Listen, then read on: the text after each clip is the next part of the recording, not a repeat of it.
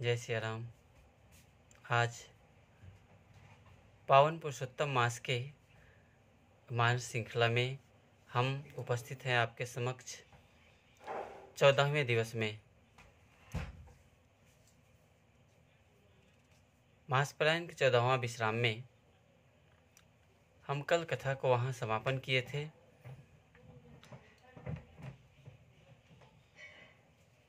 दशरथ जी कहते हैं कैकेयी माँ से जाकर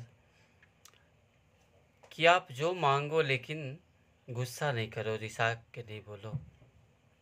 कहते हैं कि हम सत्य हैं, रघुकुल जीत सदा चली आई, प्राण जाहु वर वचन न जाई। आप जो मांगो हम देने को तैयार हैं। इतना पर भी कैकेयी नहीं मानती है और मंथरा के कहे अनुसार कहती है कि ठीक है, राम के शपथ लीजिए। आप राम शपथ करवाती है दशरथ जी से और उसके बाद अपने वर को मांगती है। इस वरदान को सुनकर चक्रवर्ती चूड़ामणि श्री राजा दशरथ जी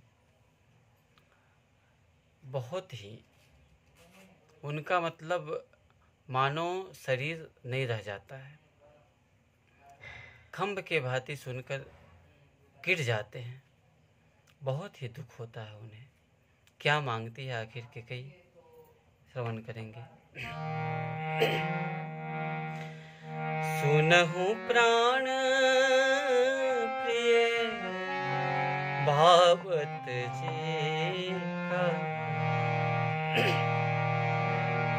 सुनहु प्राण प्रिय भावत जी का, देहु एक बर भरत ही टीका, देहु एक बर भरत ही टीका, सुनहु प्राण प्रिय भावत जी का, सुनहु प्राण प्रिय भावत जी का। दशरथ जी यहाँ तक समझते हैं कि चलिए कोई बात नहीं, मन में आ गया होगा ऐसा। हमारे तो दोनों नेत्र हैं, राम युवराज बने या भरत बने, दोनों ही हमारे दोनों नेत्र हैं। लेकिन अगले ही पल कैकेयी माता कहती हैं, दूसरे वरदान को मांगने के पहले अपने दोनों हाथों को जोड़ती हैं और कहती हैं, मांगो दूसर बर कर जोरे, मांगो दूसर बर कर जोरे, पुरवो नाथ मनोरथ मोरे। क्या है दूसर बर आखिर?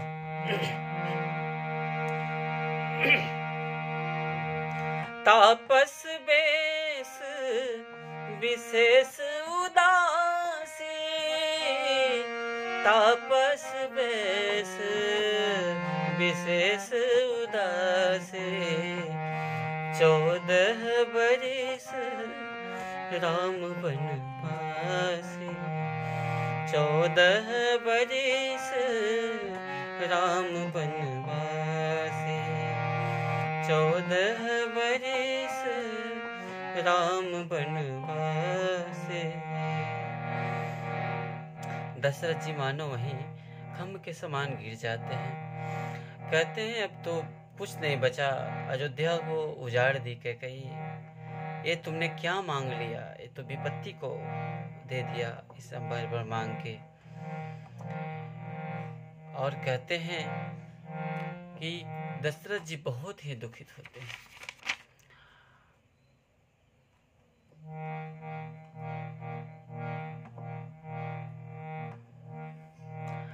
कैकेयी बहुत ही कटु वचन बोलती है और शिवी, दधीची, हरिचंद इन सब के सत्य को बताती हैं दशरथ जी के समक्ष, कटु वचन को बोलती है कि आपके वचन अब दे दिए हैं, अब तो आपको पन मानना ही पड़ेगा। दशरथ जी कहते हैं, मोरे भरत राम दुई आँखी, सत्य कहूँ करी शंकर राखी। सामने शंकर को साक्षी मान के मैं ये बात कहता हूँ, राम भरत दोनों ही हमारे लिए दोनों नेत्र के समान हैं। चाहे इस नेत्र को दर्द पहुंचे या उस नेत्र को, पीड़ा तो होती ही है। कहते कोई बात नहीं कैकेयी, भरत आएंगे कुछ ही दिन में, भरत को फिर युवराज बना देंगे हम। लेकिन ये हमको बहुत आश्चर्य लग रहा है, जो तुमने असमंजस की बात कह दी, दूसरे वर जो मांग लिया, राम को वनवास कैसे संभव है। कैकेयी कहती है कि अब तो बस वही होगा। होत प्रात मुनि वेश धरी, जौन राम बन जाहे। मोर मरनु राउर अजस, निप समुझिय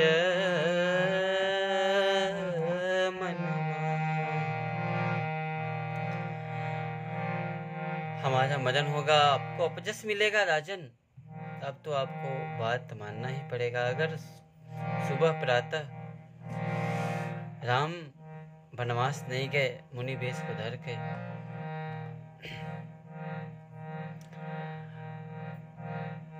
दशरथ कहते हैं कि अगर कहो तुम,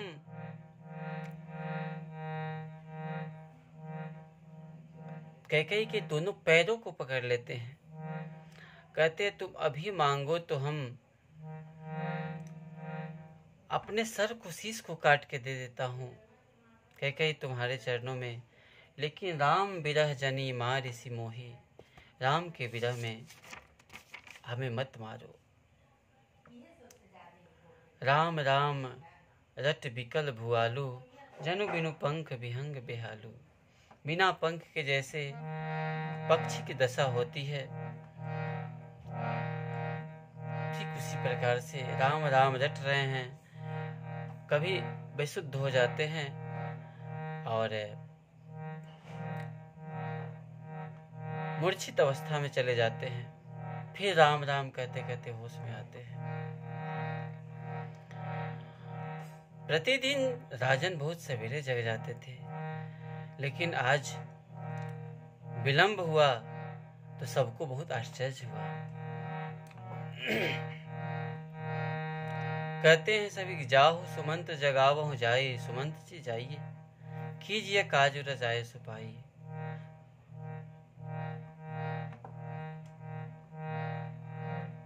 जाते हैं सुमंत जी, कहते पूछते हैं कैकेयी से क्या हुआ राजन की इस दशा क्यों।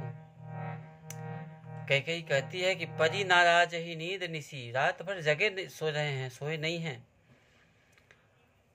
हे तु जान जगदीशु, राम राम रटि भोर किया, राम राम रट रहे हैं सिर्फ, कहो न मरम महेशु, कुछ बोलते नहीं है।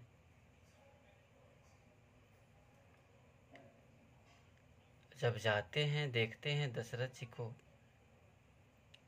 तो जाय देख रघुवंश बने, नरपति निकट कुसाजू। सहमी पड़े लखी सिंह नहीं, मनो वृद्ध गजराजू। सहमे हुए हैं जैसे वृद्ध गजराज सिंगिनी को देख के। सुमन जी कहते हैं कि अपने दुख के कारण को कहिए तात। राम जी सब कारण सब तरह से ठीक हैं, सभी बात को कहते हैं। कैकेयी कहती है कि देन कहे नि मोहि दुई वरदाना, और दोनों वरदान को अगर हम मांगे हैं तो ये सोच में पड़ गए हैं, संकोच में पड़ गए हैं। राम जब सुनते हैं, राम जी आते हैं,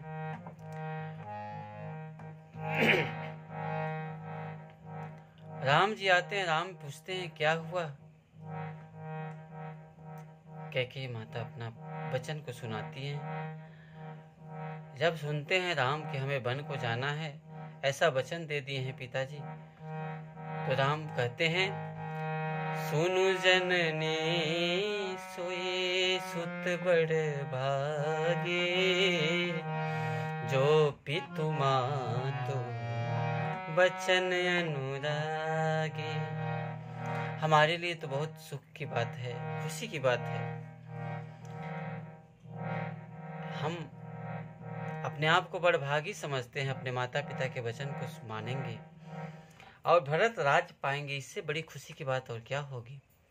कल तक हमें कोई राजा कह के बुलाता, अब तो कहेंगे कोई भी कि देखो वो राजा भरत के बड़े भाई जा रहे हैं। भरत प्राण प्रिय पावहि राजो, विधि सब विधि मोहि सन्मुख आजो। विधि सब विधि हमारे सन्मुख हैं। राजन की मूर्छा जाती है तो कहते हैं, गई मूर्छा राम ही सुमिरै, नृप फिर करवट लीन। राम राम कहते कहते करवट लेते हैं। सचिव राम आगमन कहे, राम आए हैं ऐसा सचिव कहते हैं। सुमंत जी बिना समय समकिन, राम जी को सिर्फ देख रहे हैं और आज मना रहे हैं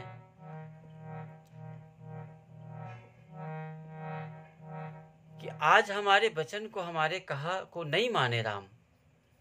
आशुतोष तुम औढ़र दानी, ब्रह्मा से मनाते हैं, ब्रह्म शंकर से मनाते हैं, भगवान शिव से कहते हैं, आरत हो रहूं दीन जन जानी, बिनती सुनो सदा शिव मोरी। और कहते हैं कि जही रघुनाथ न कानन जाहि, विधि मनाओ राव मन माही। हमारे वचन को नहीं माने राम। कुछ ऐसा हो जाए आज। लेकिन ये बात नगर में चारों तरफ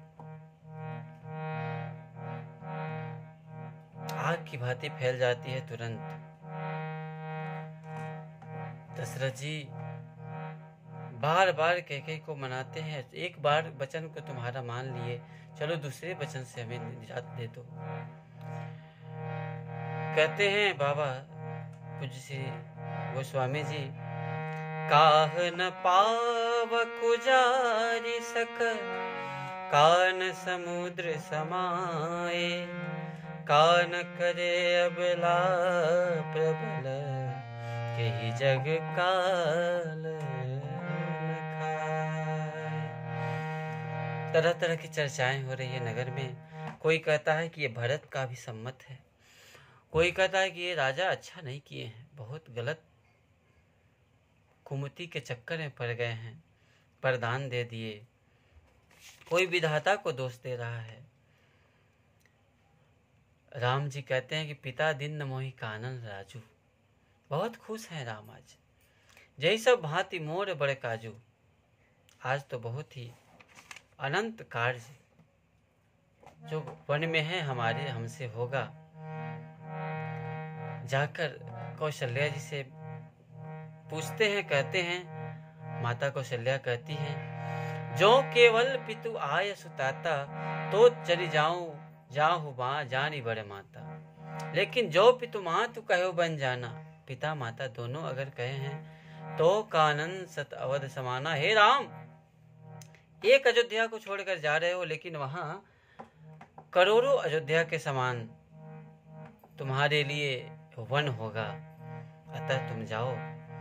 जब माता पिता दोनों कहे तो किसी बात की कोई तकलीफ नहीं। लेकिन माँ का हृदय बहुत ही अंदर अंदर रोती हैं कौशल्या माता। सीता जी भी जाकर जब सुनती हैं तो सियाजू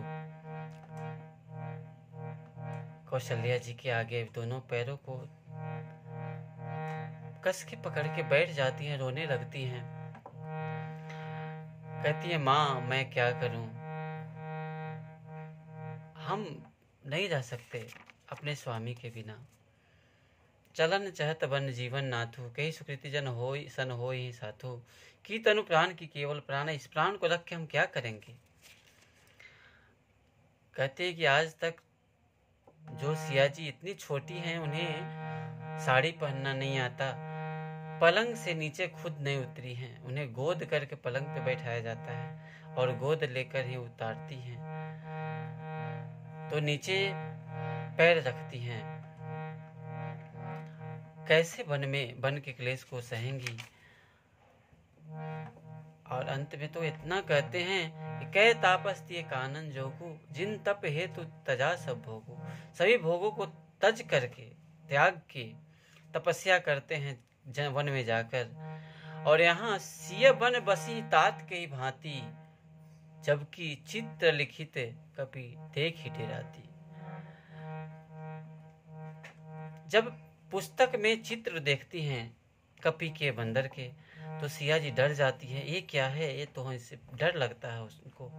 वो कैसे वन में जाएंगी। विधना तेरे लेख किसे के, समझ न आते हैं। विधना तेरे लेख किसे के, समझ न आते हैं।